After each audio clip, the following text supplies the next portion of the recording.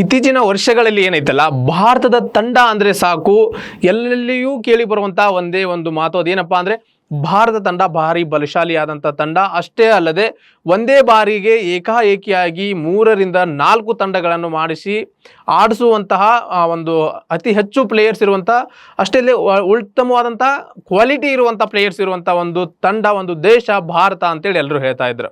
ಆದರೆ ಈಗ ಒಂದು ನಡೆದಂಥ ಇಂಗ್ಲೆಂಡ್ ಮತ್ತು ಐರ್ಲೆಂಡ್ ನಡುವಿನ ಸರಣಿಯ ನಂತರ ಈಗ ಸತತವಾಗಿ ಭಾರತ 2 ಸರಣಿಯನ್ನು ಸೋತಿದೆ. ನಮಗೆಲ್ಲ ಗೊತ್ತಿರುವಂಥದ್ದೇ. ಇಂಗ್ಲೆಂಡ್ ಜೊತೆಗೆ ಸಹಿತ ನಿನ್ನೆ ಒಂದು ಮ್ಯಾಚ್ ಇತ್ತು. ಆ ಮ್ಯಾಚಲ್ಲೂ ಸಹಿತ ಭಾರತ ಸಂಪೂರ್ಣವಾಗಿ 14-15 ಓವರ್ ಮಧ್ಯದಲ್ಲೇ ಒಂದು ಮ್ಯಾಚನ್ನು ಕೈ ಬಿಟ್ಟುಕೊಂಡು ಹೋಗ್ಬಿಟ್ಟಿದೆ. ಇನ್ನು ಐರ್ಲೆಂಡ್ ವಿರುದ್ಧ ನಾವು ಮೊದಲನೇದಾಗಿ ನೋಡ್ಕೊಂಡು ಬರೋದಾದರೆ, ಐರ್ಲೆಂಡ್ ವಿರುದ್ಧ ಮೊದಲನೇದಾಗಿ ಇದುವರೆಗೂ ಸಹಿತ ಭಾರತ ಯಾವುದೇ ಒಂದು ಸರಣಿಯನ್ನು ಸಹಿತ ಸೋತಿರಲಿಲ್ಲ. ಮೊನ್ನೆ ಸೋತಂಥ T20 ಸರಣಿ ಏನಿದೆ ಅಲ್ಲ, 2 T20 ಸರಣಿಗಳೇನಿದ್ದಲ್ಲ, 2 ಮ್ಯಾಚ್ಗಳು, ಆ 2 ಮ್ಯಾಚ್ ಸೋತಿರೋದೇ ಮೊದಲ ಭಾರತದ ಐರ್ಲೆಂಡ್ ವಿರುದ್ಧದ ಒಂದು ಸರಣಿ ಸೋಲಾಗಿದೆ. ಅದಾದ ನಂತರ ಅದೇ ಸೋಲಿನಿಂದ ನಾವು ಮತ್ತೆ ಹೊಳ್ಳಿ ಪುಟಿದೆಳ್ಳಬೇಕು, ಗೆಲುವಿನತ್ತ ಬರಬೇಕು ಅಂತೇಳಿ ಇಂಗ್ಲೆಂಡ್ ಹತ್ತ ಮುಖ ಮಾಡಿದಂಥ ಭಾರತ ತಂಡ ಇಲ್ಲಿಯೂ ಸಹಿತ ಆ ತಮ್ಮ ಒಂದು ಕಳಪೆ ಪ್ರದರ್ಶನವನ್ನು ಏನಿತ್ತಲ್ಲ ಅದನ್ನು ಸಹಿತ ಇಲ್ಲಿ ಮುಂದುವರ್ಸ್ಕೊಂಡು ಬಂತು. ಅಷ್ಟೇ ಅಲ್ಲದೆ ಮೊದಲನೇ ಮ್ಯಾಚಲ್ಲೂ ಸಹಿತ ಸೋಲನ್ನು ಭಾರತ ಒಪ್ಕೊಳ್ಳುತ್ತೆ. ಅದಾದ ನಂತರ ಇನ್ನೇನು ನೆಕ್ಸ್ಟ್ ಮ್ಯಾಚಲ್ಲಿ ಪುಟಿದೇಳ್ತೀವಿ, ನಾವು ನೆಕ್ಸ್ಟ್ ಮ್ಯಾಚಲ್ಲಿ ಕಮ್ ಬ್ಯಾಕ್ ಮಾಡ್ತೀವಿ ಅಂತೇಳಿ ನಮ್ಮ ನಾಯಕ ಹೇಳ್ತಾನೆ ಬಂದರು. ಆದರೂ ಸಹಿತ ಸತತವಾಗಿ ಭಾರತ ಸೋತೆ ಬಿಡ್ತು.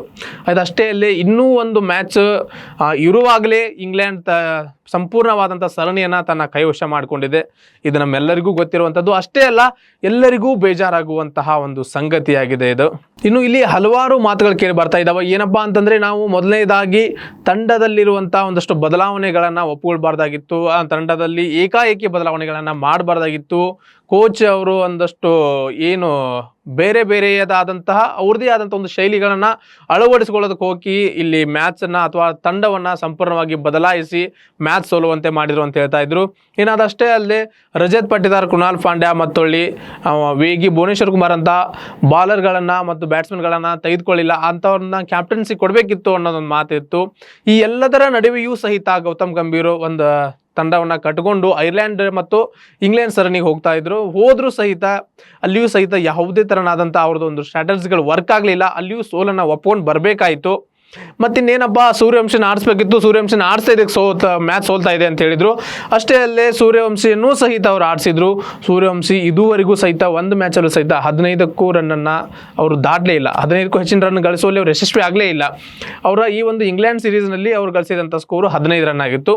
ನಾವಿಲ್ಲಿ ಸೂರ್ಯವಂಶಿ ಒಬ್ಬರನ್ನೇ ನಾವು ಟಾರ್ಗೆಟ್ ಮಾಡಿ ಮಾತಾಡ್ತಾ ಇಲ್ಲ. ಇಲ್ಲಿ ಸೂರ್ಯವಂಶಿಗಿಂತ ಹೆಚ್ಚಿನದಾಗಿ ಇರುವಂತಹ ಹಿರಿಯ ಆಟಗಾರರು ಸಹಿತ ಇಲ್ಲಿ ಸೋಲನ್ನು ಒಪ್ಕೊಂಡಿದ್ದಾರೆ. ಅಂದರೆ ಅವರು ಸಹಿತ ಬೇಗ ವಿಕೆಟ್ ಒಪ್ಪಿಸಿ ರನ್ ಗಳಿಸುವಲ್ಲಿ ಅವರು ಸಹಿತ ವಿಫಲರಾಗಿದ್ದಾರೆ ಅಂತ ಅನ್ಬೋದು ನಾವು. ನಿನ್ನೆ ನಡೆದಂಥ ಏನೊಂದು ಪಂದ್ಯ ಇತ್ತಲ್ಲ, ಆ ಪಂದ್ಯದ ಬಳಿಕ ಮಾತನಾಡಿದಂತಹ ನಮ್ಮ ತಂಡದ ನಾಯಕರಾದಂತಹ ಶ್ರೇಯಸ್ ಅಯ್ಯರ್ ಅವರು ಹೇಳ್ತಾರೆ, ನಾವು ಹೊಸದಾಗಿ ಆಡುವಂಥ ಹಲವಾರು ಯುವ ಆಟಗಾರರಿದ್ದಾರೆ, ಮತ್ತಷ್ಟು ಎಕ್ಸ್ಪೀರಿಯನ್ಸ್ ಬೇಕಿತ್ತು, ಮತ್ತೊಳ್ಳಿ ಇನ್ನೂ ಸ್ವಲ್ಪ ಕಲಿಯುವುದಿದೆ, ಅದಕ್ಕಾಗಿ ಕಲಿತಾ ಇದ್ದಾರೆ, ನಾವು ಮತ್ತೊಳ್ಳಿ ಕಮ್ಬ್ಯಾಕ್ ಮಾಡ್ತೀವಿ. ಆದರೆ ಸ್ವತಃ ಒಬ್ಬರು ಪತ್ರಕರ್ತರು ಕೇಳ್ತಾರೆ ಅವ್ರಿಗೆ, ನೀವು ಇರುವಂಥ ಅಥವಾ ನೀವು ಇವತ್ತು ಆಡಿದಂಥ ರನ್ಸ್, ಯಾಕಂದರೆ ಕೊನೆ ಪಂದ್ಯದಲ್ಲಿ ಅಂದರೆ ನಿನ್ನೆ ಪಂದ್ಯದಲ್ಲಿ ಏನಿದೆ ಅಲ್ಲ, ನಾಯಕ ಅವರ ನಾಯಕತ್ವದ ಆಟವನ್ನು ಆಡಿದ್ದಾರೆ ಅಂತ ಅನ್ಬೋದು ನಾವಲ್ಲಿ. ಯಾಕಂದರೆ 80 ರನ್ಗಳನ್ನು ಗಳಿಸಿದ್ದಾರೆ. ಭಾರತ ಗಳಿಸಿರುವುದು 158 ರನ್ ಆದರೂ ಸಹಿತ ಅಲ್ಲಿ 80 ರನ್ಗಳು ಶ್ರೇಯಸ್ ಅಯ್ಯರ್ ಅವರದಾಗಿದ್ದು. ಭಾರತ ತಂಡದ ನಾಯಕ ಶ್ರೇಯಸ್ ಅಯ್ಯರ್ ಅವರು 80 ರನ್ಗಳನ್ನು ಗಳಿಸಿದ್ರು. ನಿಮ್ಮ ಒಂದು ವೈಯಕ್ತಿಕ ಸ್ಕೋರ್ ಬಗ್ಗೆ ಕೇಳಿದಾಗ ನಿಮ್ಗೆ ಏನು ಅನ್ಸುತ್ತೆ ಅಂದಾಗ ಅವ್ರು ಹೇಳ್ತಾರೆ, ನಮ್ಮ ವೈಯಕ್ತಿಕ ಸ್ಕೋರ್ ಬಗ್ಗೆ ಕೇಳಿದಾಗ ನನಗೆ ತುಂಬ ಖುಷಿ ಇದೆ. ಆದರೆ ಯಾವ ಒಂದು ವೈಯಕ್ತಿಕ ಸ್ಕೋರು ತಂಡದ ಗೆಲುವಿಗೆ ನೆರವಾಗೋದಿಲ್ಲ, ಆ ಸ್ಕೋರು ಎಲ್ಲಿಯೂ ಸಹಿತ ಅದು ಒಂದು ಉಪಯೋಗಕ್ಕೆ ಬರುವುದಿಲ್ಲ, ಅದು ವ್ಯರ್ಥ ಅಂತೇಳಿ ಹೇಳ್ತಾರೆ ಅವರು. ಅದು ನಿಜ. ಯಾಕಂದರೆ ಯಾವುದೇ ಆಗಲಿ ಪ್ರತಿಯೊಂದು ವಿಕೆಟು ಪ್ರತಿಯೊಂದು ರನ್ನು ಸಹಿತ ತಂಡದ ಗೆಲುವಿಗೆ ಅದು ಸಾಥ್ ನೀಡಬೇಕು, ಬದಲಾಗಿ ತಂಡದ ಸೋಲಿಗೆ ಅಲ್ಲ. ಯಾಕಂದರೆ ಇಲ್ಲಿ ಒಬ್ಬರೇ ಯಾರೇ ಹೋರಾಟ ಮಾಡಿದರೂ ಸಹಿತ ಇಲ್ಲಿ ಮ್ಯಾಚ್ ಗೆಲ್ಲುವುದಿಲ್ಲ, ಬದಲಾಗಿ ಅಲ್ಲಿ ಆಡುವಂಥ 11 ಜನರು ಸಹಿತ ಗೆಲ್ಲಲೇಬೇಕಂದ್ರೆ ಆ ಮ್ಯಾಚಲ್ಲಿ 11 ಜನರು ಸಹಿತ ಅವರ ಶ್ರಮವನ್ನು ಹಾಕಿ ಅವರು ಆಡಲೇಬೇಕು. ಮತ್ತು ಈ ಒಂದು ಐರ್ಲೆಂಡ್ ಸರಣಿ ಸೋತ ನಂತರ ಭಾರತ ಮತ್ತೊಳ್ಳಿ ಇಂಗ್ಲೆಂಡ್ ಬಂತು, ಇಂಗ್ಲೆಂಡಲ್ಲೂ ಸೋತ್ಬಿಡ್ತು.